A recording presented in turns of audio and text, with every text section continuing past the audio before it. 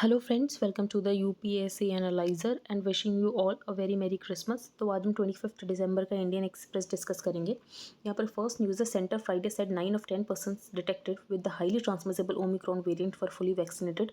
तो इसका मतलब ये है, जिन लोगों को यहाँ पर दोनों वैक्सीन की डोजेज लग चुके हैं उसके बाद भी वो यहाँ पर ओमिक्रॉन से इन्फेक्ट हो रहे हैं। इसीलिए लोगों को कोविड अप्रोप्रिएट बिहेवियर फॉलो करना ज़रूरी है, भले ही वो वैक्सीनेटेड क्यों ना हो। तो vaccine alone is not sufficient to contain this pandemic and that use of mask and surveillance are key to breaking the chain of transmission. अब यहाँ पे जो लोग ओमिक्रॉन से इन्फेक्टेड हैं उनकी कोई भी फॉरेन ट्रैवल हिस्ट्री नहीं है। इसका मतलब ये है कि ओमिक्रॉन की प्रेजेंस कम्युनिटी में भी है।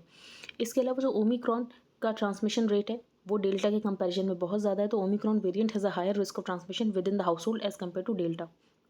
बाकी यहाँ पर फर्स्ट पेज पर कोई भी इंपॉर्टेंट न्यूज़ नहीं है, ये एक फैक्ट है। इंपॉर्टेंट तो ये भी नहीं है। तो Chhattisgarh is among the states worst hit by human elephant conflict in the country. तो सबसे ज़्यादा यहाँ पर ह्यूमन एलिफेंट कन्फ्लिक्ट जहाँ पर हो रहा है वो है Chhattisgarh state, with more than 10 of its 28 districts affected. No exemptions for EWS admissions in private schools. Private schools in Delhi can no longer claim exemption from admitting EWS and CWS in children with special needs students allotted to them on the grounds of not having enough admissions in the general category. अब यहाँ पर जो दिल्ली के private schools हैं उनका ये कहना था कि पैंडेमिक में जो जनरल कैटेगरी के स्टूडेंट्स हैं उनका ही ज़्यादा एडमिशन नहीं हुआ, तो हम यहाँ पर EWS और CWS के कैंडिडेट्स को कैसे एडमिशन दे सकते हैं। तो they are required to reserve 22% seats of the sanction strength in entry level classes for EWS DG students, 3% CWSN students.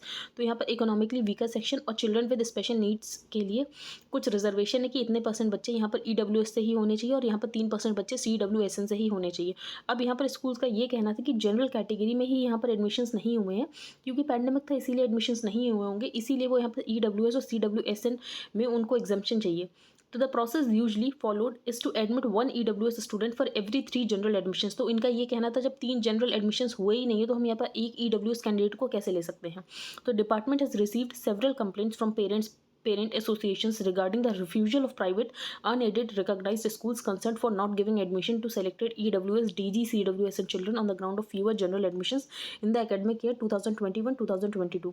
लेकिन अब यहाँ पर डिपार्टमेंट ऑफ एजुकेशन ने क्लियर कर दिया है कि इसका मतलब ये नहीं है कि अगर आपके यहाँ जनरल कैटेगरी में नहीं हुए एडमिशन तो यहाँ पर आप EWS एडमिशन्स को रिफ्यूज़ कर सकते हो। तो ये जो एग्जाम्पशन है इनको नहीं दिया गया। आगे हम चलते हैं। अब ये सरोजनी नगर का सीन है जहाँ पर ओमिक्रॉन का खतरा बना हुआ है, लेकिन लोग ऐसा शॉपिंग कर रहे हैं और यहाँ पर इतनी ज़्यादा भीड़ है। तो इसी सिचुएशन को देखते हुए Delhi High Court Friday set the state of affairs in Delhi Sarojini Nagar market is frightening and rapped the New Delhi Municipal Council and Delhi Police for allowing illegal vendors to operate from there. अब ज़्यादा यहाँ पर वेंडर्स होंगे तो ऑफकोर्स ज़्यादा लोग आएंगे, इसीलिए यहाँ पर इलीगल वेंडर्स जो भी उनको वहाँ पर हटाने की बात की गई है। तो if you authorities were to implement our orders not permit squatters over there who are not having valid licences, तो जिसके पास भी वेडिंग लाइसेंस नहीं है, वैलिड लाइसेंस नहीं है, उसको वहाँ पर हटाने को बोला गया है। And there would be no such problems if there is any loss of life because of COVID or stampede। तो यहाँ पर कोविड से तो खतरा है ही, साथ ही स्टैम्पीड से भी खतरा है। इतनी ज़्यादा भीड़ में स्टैम्पीड में किसी की भी जान जा सकती है। और any other incident in this market you persons will be personally liable for that. तो वहाँ पे जो एडमिनिस्ट्रेटिव ऑफिशियल्स हैं वो लाइबल होंगे अगर ऐसा कोई भी इंसिडेंट होता है, ऐसा दिल्ली हाईकोर्ट ने बोला है। इसीलिए ऑफिशियल्स को बोला है कि जल्दी से जल्दी आप यहाँ पर कोई एक्शन लो। Will go to UP next week, take a call on assembly elections. तो हो सकता है यहाँ पर जो यूपी के इलेक्शंस हैं उनको यहाँ पर पोस्टपोन कर दिया जाए, क्योंकि यहाँ पर ओमिक्रॉन वेरिएंट का खतरा बना हुआ है। तो a day after the Allahabad High Court urged the Prime Minister to postpone the upcoming Uttar Pradesh assembly post due to the threat of the Omicron variant of COVID-19। Chief Election Commissioner Sushil Chandra Friday said the Election Commission would be visiting the poll bound state और next week के decision लेंगे कि क्या करना है। Election commission जो है वो मैंडेटेड होती है लॉ में कि वो 6 महीने के टाइम में किसी भी टाइम इलेक्शन करा सकती है। जब भी यहाँ पर 5 ईयर टर्म खत्म होता है तो उससे 6 महीने पहले कभी भी इलेक्शन करा सकती है। तो Election Commission is mandated under the law to hold elections at any time within 6 months before the 5 year term of the Lok Sabha और लेजिस्लेटिव असेंबली एक्सपायर्स। और बेसिकली इलेक्शन कमीशन तभी कराती है जब यहाँ पर डिसोल्यूशन का टाइम हो जाता है। तो 6 महीने पहले कभी भी करा सकती है बिफोर द लेजिस्लेटिव असेंबली और लोकसभा का यहाँ पर टर्म एक्सपायर होता है। State committed to give incentive to farmers who repay crop loans. अब यहाँ पर जो स्कीम है महाराष्ट्र की वो हम देख लेते हैं, Mahatma Jyotiba Phule loan waiver scheme. तो Maha Vikas Aghadi government is committed to provide an incentive of ₹50,000 each to farmers who repay crop loans regularly.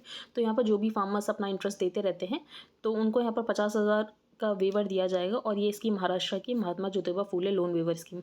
बाकी ये एक वाइडर टॉपिक है कि लोन वेवर देने चाहिए नहीं देने चाहिए, इसके लिए आप पॉइंट्स प्रिपेयर कर लेना एडवांस में। आगे चलते हैं। यहाँ पर पी एन पैनिकर की बात की गई तो P N Panicker is also considered the father of library movement in Kerala. तो केरला में जो लिटरेसी रेट है उसके लिए सबसे ज़्यादा responsible P N Panicker ji ही हैं। तो P N Panicker considered the father of library movement in Kerala. आगे चलते हैं। अब आपने रिसोर्स पैराडॉक्स के बारे में सुना होगा कि ऐसा होता है जहाँ पर ज़्यादा रिसोर्स होते हैं वो रिसोर्स ही उस एरिया के लिए कर्स बन जाता है। तो story stood out because it highlighted the plight of the poorest of the poor in a land rich in natural resources over which they had no right. तो अब रिसोर्स पैराडॉक्स एक टॉपिक है जो कि आप पढ़ लेना। आगे हम चलते हैं। यहाँ पर है कोरेगांव भीमा। अब यहाँ पर भीमा कोरेगांव का जो इंसिडेंट हुआ था उसको लेकर एक कमीशन बनाई गई थी 2018 में, और उस कमीशन को हेड कर रहे थे रिटायर्ड हाईकोर्ट जज J N Patel with former chief secretary Sumit Malik as the other member was constituted by the state government on February 9 inquire करने के लिए कि क्या इंसिडेंट्स हुए थे, किसकी वजह से वायलेंस हुआ। तो जब यहाँ पर 200th anniversary of battle of Koregaon Bhima यहाँ पर सेलिब्रेट किया जा रहा था तो उस समय वायलेंस हो गया था, तो उसके लिए यहाँ पर कमेटी बनाई गई थी। आगे हम चलते हैं। British moved India from caste based to religion based ecosystem. तो यहाँ पर देवदत्त पटनायक की बुक आ रही है जिसका नाम है Eden. Pattanaik whose new book Eden looks at Jewish Christian and Islamic lore from an Indian lens at it. अब इनका ये कहना, जो ब्रिटिशर्स हैं उन्होंने जैसे हमारी इंडियन सोसाइटी कास्ट बेस्ड थी तो उसको कास्ट बेस्ड से मूव करके यहाँ पर रिलीजियस बेस्ड कर दिया। तो British come and say no no do not look at caste, do not look at vocation, look at religion, that's the key differentiator. फिर यहाँ पर सेपरेट इलेक्टोरेट्स देकर और ज़्यादा इन्होंने रिलीजन बेस्ड डिवाइड करने की कोशिश की। तो in the Eden model you need a prophet to tell you what to do, the Indian model says everything has to change. तो यहाँ पर बात की है देवदत्त पटनायक ने कि इंडियन मॉडल कैसे डिफरेंट है अगर हम मोनोथिस्टिक रिलीजन से देखें। तो Indian model says everything has to change with time, this idea of impermanence according to him allows Indians to adapt very rapidly. तो हम इम्परमानेंस के आइडिया पे बिलीव करते हैं कि कुछ भी परमानेंट नहीं है, जिसकी वजह से कुछ भी होता है तो हम रैपिडली उसको अडेप्ट कर जाते हैं। This is good idea to share with the world. तो यहाँ पर इनकी एक बुक है ईडन, बस इतना आप याद रखना, बाकी कुछ इंपॉर्टेंट नहीं है। यहाँ पर legendary film maker KS Sethu Madhavan died on Friday at his residence in Chennai. He was 94, known as a literary director who directed over 60 films in his career. तो Sethu Madhavan legendary film maker. आगे हम चलते हैं। यहाँ पर मेंडिंग फेंसेस। तो जो इंडिया के फॉरेन सेक्रेटरी हैं वो यहाँ पर म्यांमार गए हुए थे। हमने यहाँ पर डिमांड की कि हमारी यहाँ पर मीटिंग ऑंग सान सू की से करा दी जाए, लेकिन मिलिट्री लीडरशिप में कुछ रिस्पॉन्ड ही नहीं किया। तो to begin with India had kept distance from the hardline position. तो यूएस और यूरोप म्यांमार को लेकर बहुत हार्डलाइन पोजीशन ले रहे हैं कि उनके ऊपर और ज़्यादा सैंक्शंस लगा रहे हैं। वो इंडिया नहीं कर सकता, इंडिया के पास उतनी लग्जरी नहीं है। तो Delhi had also appealed for the restoration of democracy. तो हमने बोला है कि डेमोक्रेसी यहाँ पर आनी चाहिए। और इसके अलावा यहाँ पर जो सूकी का ट्रायल हुआ उनको यहाँ पर 2 साल के लिए जेल में डाल दिया, हमने उसको क्रिटिसाइज़ भी किया है। लेकिन हमें इस बात का भी ध्यान रखना है कि कहीं बीजिंग के ऑर्बिट में ना चला जाए म्यांमार। तो उसी की वजह से हम यहाँ पर हार्डलाइन क्रिटिसिज्म नहीं कर सकते हैं म्यांमार में जो मिलिट्री लीडरशिप है। New Delhi took a maximalist position on Myanmar when the military pulled the curtains down on the fledgling democracy. तो ऐसा बहुत बार हुआ है कि यहाँ पर जो मिलिट्री है वो कू कर देती है। The change of stance followed the realization that the sanctions regime imposed by Western democracy forced Myanmar into the orbit of Beijing। तो यहाँ पर जो वेस्टर्न डेमोक्रेसीज है वो यहाँ पर म्यांमार के ऊपर सैंक्शंस लगा रही हैं, और जिसकी वजह से जो म्यांमार है वो बेजिंग के ऑर्बिट में और ज़्यादा जाता जा रहा है। तो the coup and subsequent isolation of Myanmar by the US and its allies has pushed the junta closer to the Beijing.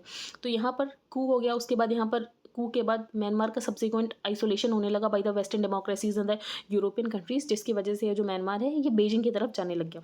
India's relations are also complicated by a long and porous border that runs through the hilly terrain frequented by insurgent groups operating in Nagaland and Manipur।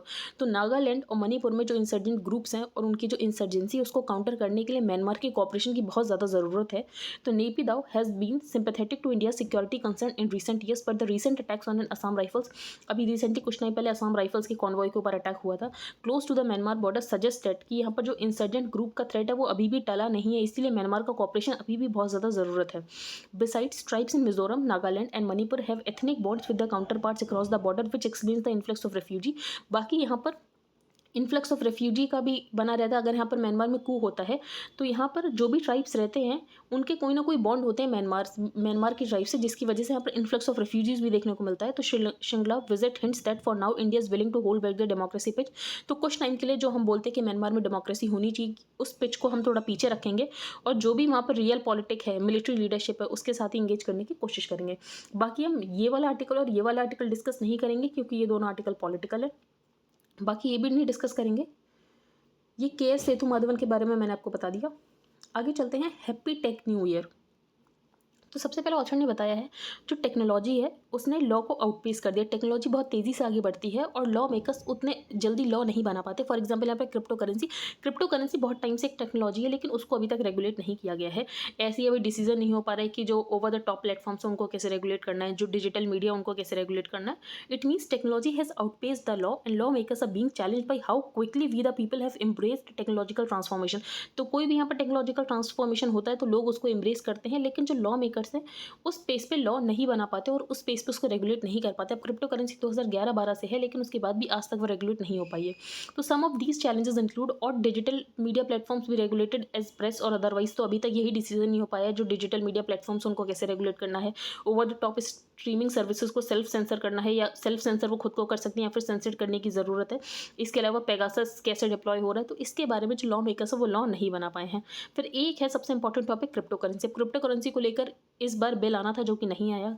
तो with 10 crore users of crypto currency and crypto assets in India, this is ever expanding market is almost entirely unregulated. तो India में तो पूरी तरीके से crypto currency unregulated है।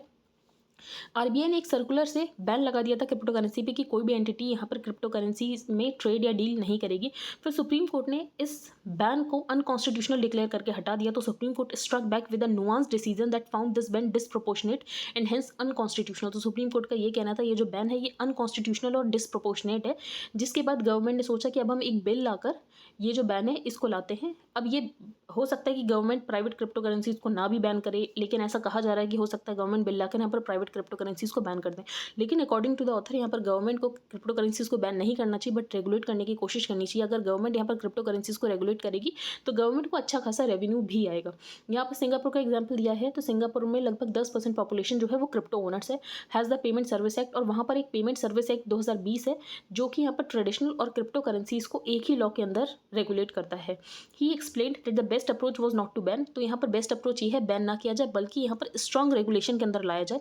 ही further added that MAS believes that amongst the potential benefits of blockchain technology, इसके अलावा जो क्रिप्टो करेंसी काम करती है वो ब्लॉकचेन टेक्नोलॉजी के ऊपर काम करती है। और ब्लॉकचेन टेक्नोलॉजी बहुत ही बेनिफिशियल है क्योंकि इसमें कुछ भी सेंट्रलाइज नहीं होता, और किसी भी सेंट्रलाइज सिस्टम के पे अगर आप ज़्यादा रिलाई करते हो तो उसके हमेशा खतरे बने रहते हैं। इसीलिए ब्लॉकचेन टेक्नोलॉजी बहुत ज़्यादा इंपॉर्टेंट है, जिसका यूज़ इंडिया ने भी बोला है कि ब्लॉकचेन टेक्नोलॉजी का यूज़ तो करेंगे ही करेंगे, भले ही हम क्रिप्टो करेंसी को बैन करते हैं या नहीं करते हैं, that is a different issue. बाकी यहाँ पर सिंगापुर में रेगुलेट होता है, स्विट्जरलैंड में यहाँ पर क्रिप्टो करेंसी को रेगुलेट किया जाता है। यूएस यहाँ पर क्रिप्टो करेंसी एक्सचेंजेस को मनी ट्रांसमिटर्स की तरह ट्रीट करता है। तो US does not consider crypto currency to be legal tender but defines crypto currency exchanges to be money transmitters. तो इसके चलते यूएस को बहुत सारा रेवेन्यू भी आता है। अब यूएस एक बिल लेकर आया है, लगभग $1 ट्रिलियन का बिल लेकर आया है, जिससे इंफ्रास्ट्रक्चर को यहाँ पर इंप्रूव किया जाएगा। और इसमें जो $28 बिलियन टैक्स रेवेन्यू आने वाले हैं यूएस को, वो यहाँ पर आने वाले हैं क्रिप्टो करेंसी ओनर्स के पास से। तो this will enable the collection of almost $28 billion in tax revenue over a decade. तो जैसे यहाँ पर यूएस क्रिप्टो करेंसी को रेगुलेट करके उससे टैक्स कलेक्ट कर रहा है, वैसे इंडिया भी कर सकता है। तो इंडिया को भी यहाँ पर क्रिप्टो करेंसी को रेगुलेट करने की ज़रूरत है। अब हो सकता है कि क्रिप्टो करेंसी का गलत भी इस्तेमाल हो, उससे यहाँ पर जो इलीगल ट्रेड है उसको यहाँ पर फंड करने की कोशिश की जाए, क्रिमिनल रैंसमवेयर एक्टर्स को यहाँ पर फंड करने की कोशिश की जाए। तो इसके लिए स्ट्रॉन्ग रेगुलेशन की ज़रूरत है, आप ऑल टुगेदर बैन नहीं कर सकते हो। तो in India the need of the times is thoughtful legislation. तो क्या ज़रूरत है, अभी थॉटफुल लेजिस्लेशन लाया जाए, रिगरस रेगुलेशन होनी चाहिए क्रिप्टो करेंसीज पे और क्रिप्टो एसेट्स पे। If we do not do so, अगर हम ऐसा नहीं करेंगे और हम बैन लगाने की कोशिश करेंगे तो बेसिकली हम टेक्नोलॉजिकल लीप में बहुत पीछे चले जाएंगे। तो that has been embraced by other jurisdiction. तो जैसे यहाँ पर Singapore, Switzerland, US crypto currency जैसे टेक्नोलॉजी को एम्ब्रेस करे, तो हमें भी एम्ब्रेस करने की ज़रूरत है और हमें भी आउटराइट बैन लगाने की ज़रूरत नहीं है। आगे चलते हैं। Empowering the individual means empowering the nation and empowerment is best served through rapid economic growth with rapid social change। तो ये अटल बिहारी वाजपेयी जी के कुछ वर्ड्स हैं। उनकी बर्थ एनिवर्सरी को नेशनल गुड गवर्नेंस डे की तरह सेलिब्रेट किया जाता है, तो December 25 as the national good governance day to honour Atal ji and his influence on India. तो आज है नेशनल गुड गवर्नेंस डे। आगे चलते हैं। प्ले एंड लिव, ये हम डिस्कस नहीं करेंगे। How Webb telescope will seek to unlock universes secrets. तो मैंने आपको बताया था जेम्स वेब टेलीस्कोप। तो around 6 PM India time on Saturday, NASA's James Webb telescope, space telescope, the largest and most powerful space telescope ever built. तो यहाँ पर French के गियाना से इसको लॉन्च किया जाएगा और ये यूरोप के एरियन 5 रॉकेट के से लॉन्च किया जाएगा। तो यूरोप के एरियन 5 रॉकेट और फ्रेंच के गियाना कोस्ट से इसको यहाँ पर लॉन्च किया जाएगा। जो जेम्स वेब स्पेस टेलीस्कोप है, इससे बहुत सारी हमें यूनिवर्स के बारे में पता चलेगा। Powerful space telescopes like James Webb space telescope और the Hubble telescope are often called time machines, क्योंकि हम इनकी वजह से पता कर सकते हैं कि यहाँ पर ओरिजिनेशन कैसे हुआ यूनिवर्स का, यूनिवर्स की जो मिस्ट्रीज है वो पता कर सकते हैं। तो मोर डिस्टेंट द प्लैनेट और star the farther back in time are the telescopes able to see. तो जितना दूर होगी कोई भी प्लैनेट और स्टार, तो उतनी ही पीछे की हिस्ट्री हम जान सकते हैं। Images and data sent by Hubble, तो हबल ने जो इमेजेस और डेटा सेंड किया उसकी वजह से हमें यूनिवर्स की मिस्ट्रीज के बारे में पता चला। और ये जो जेम्स वेब स्पेस टेलीस्कोप है ये यहाँ पर हबल का ही सक्सेसर है। जो जेम्स वेब स्पेस टेलीस्कोप है ये इंफ्रारेड स्पेक्ट्रम में काम करेगा। बाकी इसको कौन से स्पॉट पर रखा जा रहा है, तो इसको लैग्रेंज पॉइंट पर रखा जा रहा है। लैग्रेंज पॉइंट वो होता है जहाँ पर दो लार्ज बॉडीज़ का ग्रेविटेशनल फोर्स जो होता है एक दूसरे को कैंसिल आउट करता है, जिसकी वजह से वहाँ पर रखने के लिए जो एनर्जी होती है वो बहुत कम ज़रूरत पड़ती है। तो it is one of the 5 points known as Lagrange points in any revolving two body systems like sun and earth, जहाँ पर दो लार्ज बॉडीज़ के ग्रेविटेशनल फोर्स एक दूसरे को कैंसिल करते हैं। तो objects placed at these positions are relatively stable and require minimal external energy to keep themselves there. तो लैग्रेंज पॉइंट पे यहाँ पर किसी भी ऑब्जेक्ट को रखने के लिए एनर्जी की बहुत कम ज़रूरत पड़ती है, क्योंकि वहाँ पर लार्ज बॉडीज़ के जो ग्रेविटेशनल फोर्सेज होते हैं एक दूसरे को कैंसिल आउट कर रहे होते हैं। बाकी JWST में एक लार्ज मिरर भी है जिसका डायमीटर 21 फीट है, जिसकी वजह से कोई भी यहाँ पर इंफ्रारेड लाइट आएगी उसको यहाँ पर कैप्चर कर लेगा। तो it will be shielded by a 5 layer tennis court sized kite shaped sunscreen. बाकी ये सब है, बाकी ज़्यादा कुछ इंपॉर्टेंट नहीं। आई होप आप यहाँ पर समझ आ गया हो। जेम्स वेब स्पेस टेलीस्कोप तो ये इंफ्रारेड स्पेक्ट्रम में स्टडी करेगा। बाकी यहाँ पे इसको लैग्रेंज पॉइंट पे रखा जाएगा। लैग्रेंज पॉइंट वो होता है जहाँ पर दो लार्ज बॉडीज़ के जो ग्रेविटेशनल फोर्स होते हैं एक दूसरे को कैंसिल आउट कर रहे होते हैं। बाकी हबल स्पेस टेलीस्कोप का यहाँ पर सक्सेसर है। अब टोकनाइजेशन हम पढ़ चुके हैं। रिजर्व बैंक ऑफ इंडिया ने यहाँ पर टाइमलाइन बढ़ा दी है for the implementation of tokenisation. तो Reserve Bank of India has post back the implementation of card on file tokenisation norms by 6 months to June 30, 2022 following representation from industry players and digital payment platforms. तो उनका यही कहना है कि अभी ये लोग प्रिपेयर नहीं है तो और टाइमलाइन बढ़ा देनी चाहिए, जिसके चलते RBI ने यहाँ पर 6 महीने की टाइमलाइन और ज़्यादा बढ़ा दिया। टोकनाइजेशन मैंने आपको बता दिया क्या होता है। तो टोकनाइजेशन रेफर्स टू यहाँ पर जो एक्चुअल कार्ड की डिटेल्स होती है उनको यहाँ पर किसी टोकन से रिप्लेस कर देते हैं, ताकि यहाँ पर अगर डेटा कभी हैक भी हो जाता है, डेटा ब्रीच भी हो जाता है, तो जिसकी वजह से ओरिजिनल कार्ड डिटेल्स कभी ना जा पाए हैकर के पास। तो tokenization refers to replacement of actual credit and debit card details with an alternative code called token. India में लगभग 100 करोड़ डेबिट और क्रेडिट कार्ड की डिटेल सेव हैं, जिसमें 1.5 करोड़ ट्रांजेक्शन होते हैं। डेली 4000 करोड़ के ट्रांजेक्शन होते हैं। तो ऐसे में टोकन नंबर का होना बहुत ज़रूरी है, जिसकी बात की गई है। तो इसके लिए इंफ्रास्ट्रक्चर चाहिए होगा। मास्टर कार्ड, वीज़ा कार्ड को अभी तक वो इंफ्रास्ट्रक्चर के लिए प्रिपेयर नहीं है, जिसके लिए उन्होंने बोला है कि इंप्लीमेंटेशन की टाइमलाइन को और ज़्यादा डिले कर देना चाहिए। तो token provisioning, the consumers card number should be convertible into a token which means the card networks have to be ready with the relevant infrastructure. बाकी टोकन प्रोसेसिंग और scale up for multiple use cases. तो यहाँ पर जो token number है वो सिर्फ यहाँ पर ट्रांजेक्शन के लिए नहीं, बाकी और भी चीज़ों के लिए यूज़ होना चाहिए। फॉर एग्जाम्पल यहाँ पर प्रमोशन को लेना है उसके लिए भी टोकन नंबर का यूज़ हो सके, ऑफर्स के लिए, गेस्ट चेकआउट्स के लिए, जिसके लिए अभी यहाँ पर जो मास्टर कार्ड, वीज़ा कार्ड है वो अभी यहाँ पर इंफ्रास्ट्रक्चर बना रहे हैं। Financial inclusion improves policy transmission. तो ये तो मतलब फैक्ट ही है कि फाइनेंशियल अगर इंक्लूजन होगा तो अपने आप ही पॉलिसी ट्रांसमिशन ज़्यादा होगा। तो Reserve Bank of India deputy governor Michael Patra on Thursday set financial inclusion results in better monetary policy transmission. क्योंकि अगर फाइनेंशियल इंक्लूजन होगा तो क्रेडिट के लिए भी जो इंसान होगा वो यहाँ पर बैंक पे जाएगा, तो बैंक क्रेडिट से जो भी इंटरेस्ट रेट होगा उससे डिटरमाइन होगा कि उसको कितने पे इंटरेस्ट रेट पे ये लोन मिल रहा है। इसके अलावा वो अपने डिपॉजिट्स को भी यहाँ पर बैंक में रखेगा, तो जिसकी वजह से फाइनेंशियल इंक्लूजन की वजह से बेटर ट्रांसमिशन होता है मॉनेटरी पॉलिसी का। तो 1990s तक RBI यहाँ पर इंटरेस्ट रेट को रेगुलेट करता था, लेकिन उसके बाद RBI यहाँ पर guideline based loan pricing norms लेकर आया। पहले तो यहाँ पर बेस रेट लेकर आया, फिर MCLR लेकर आया, जो यहाँ पर RBI बदलता रहता है, फिर एक्सटर्नल बेंचमार्क लेकर आया। लेकिन 1990s तक RBI खुद ही यहाँ पर इंटरेस्ट रेट को रेगुलेट करता था।